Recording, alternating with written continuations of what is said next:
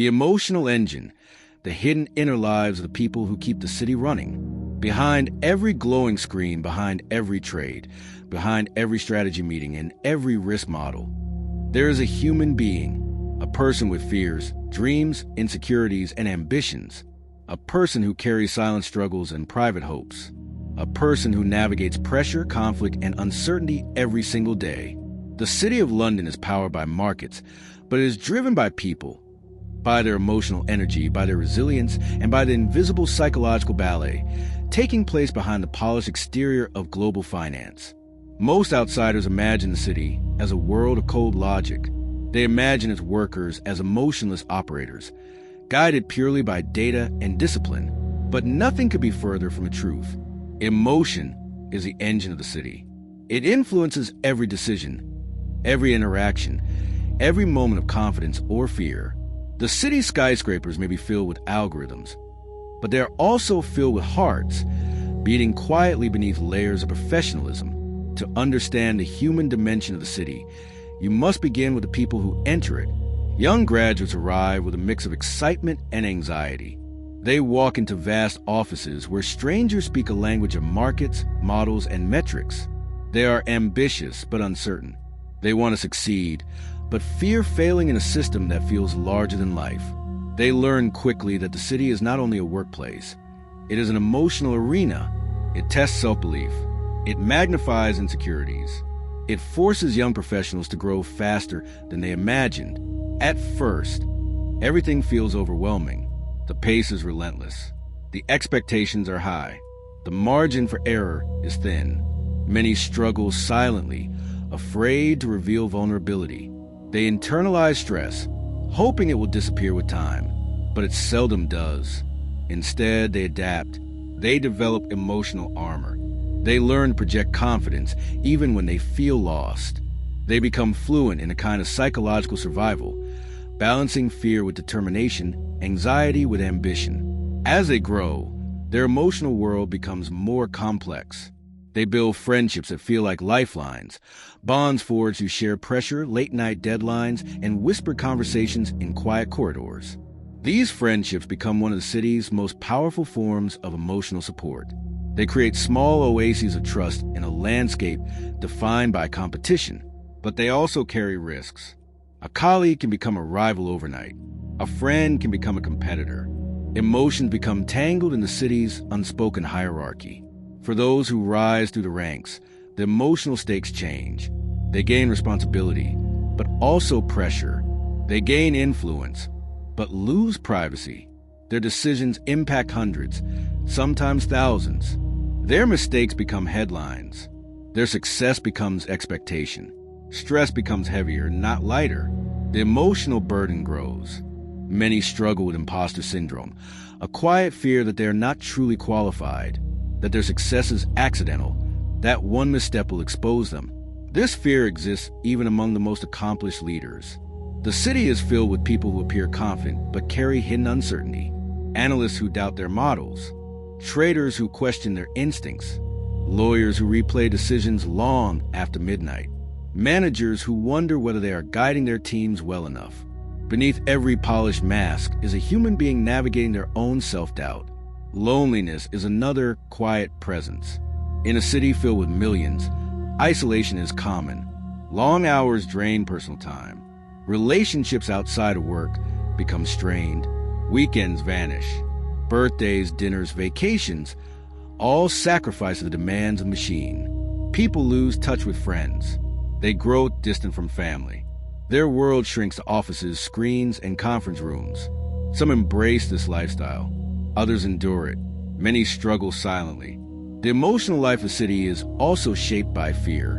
Not fear of danger, but fear of falling behind. Competition is constant. Everyone feels replaceable, even when they are not. The pursuit of excellence becomes a pursuit of survival. Promotions are celebrated, but they also create anxiety. How long until the next milestone? How long until the next test? The city is never satisfied. It always asks for more. This fear of falling behind creates a paradox. People push themselves harder, believing it will bring stability. But the harder they push, the more unstable they feel. Rest becomes guilt. Success becomes pressure. Achievement becomes expectation. And yet, they continue, driven by ambition, by pride, by the belief that the struggle will eventually pay off. The city becomes both a dream and a burden. Yet amid these emotional challenges, there is something remarkable. The city is filled with people who care deeply. They care about their work. They care about their teams.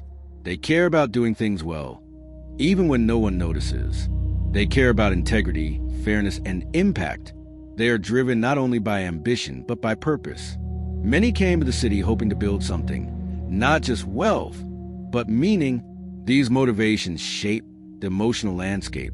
They create moments of profound satisfaction, a successful negotiation, a brilliant analysis, a crisis navigated with grace. They create bonds among colleagues who support each other through impossible days.